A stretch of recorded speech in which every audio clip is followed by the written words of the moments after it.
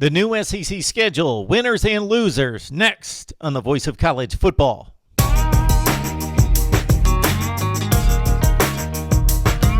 MarkRogersTV here, the Voice of College Football. Please like, comment, share the videos on social media, and of course subscribe. That way you know when we go live each and every day as you just turn on the bell with the notifications to know when we go live. All right, the SEC announced its additional 2 games to a typically 8-game conference season. Of course, no non-conference games. And of course, we all say this very speculative, not knowing what the fate of college football is going to be in 2020. But let's run down the SEC schedule that is to begin on September 26th and my thoughts about the additional games and who came out in better shape than others. As we look at the SEC Eastern Division, Florida has added Arkansas and a date at Texas A&M. Of course, that being the tougher of the two, Florida picks up most likely the worst team in the SEC. Arkansas, Texas A&M will be a difficult win at Kyle Field. Georgia, on the other hand, in its battle most likely with Florida for the SEC Eastern Division, makes out much better with a date at home against Mississippi State, a middling marginal team.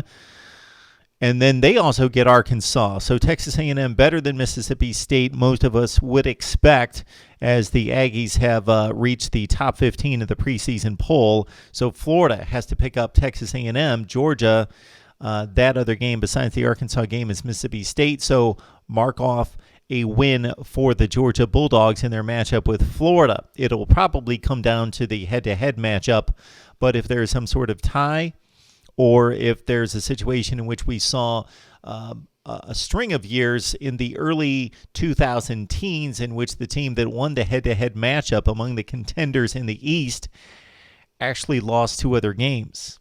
And that could be the situation here. Maybe Florida loses to Texas A&M and LSU after they beat Georgia and still don't win the SEC East. Okay, for Kentucky, it's a game at Alabama. They also have Ole Miss. Missouri, the big, huge, unanimous loser in all of this. Mizzou's 2 additional games, Alabama at home, and a trip to Death Valley and LSU. Tennessee not very much better.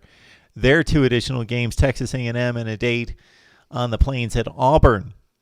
But Missouri loses this thing by far in terms of the scheduling revision.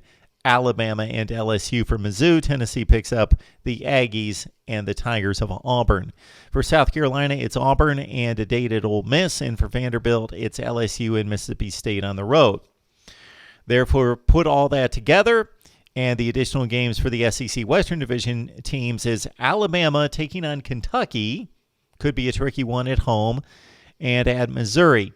For Arkansas, ouch. Is there a possibility that Arkansas goes 0-10 this season with all 10 conference games?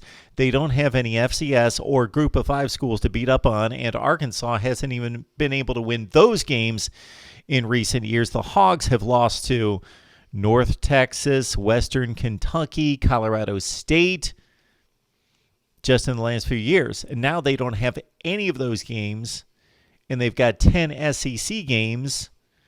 They play in the toughest division in college football, and now added to Arkansas's schedule, Georgia and Florida. Wow. Arkansas could go 0-10. Auburn's got Tennessee and South Carolina as the 2 additional games for LSU. Pretty light touch for the Tigers here. Missouri at home and a date at Vandy.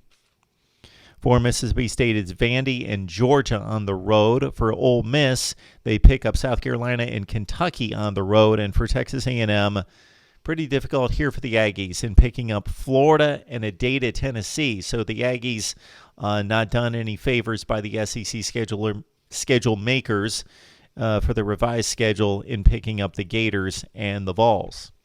Those are my thoughts on the SEC schedule right there.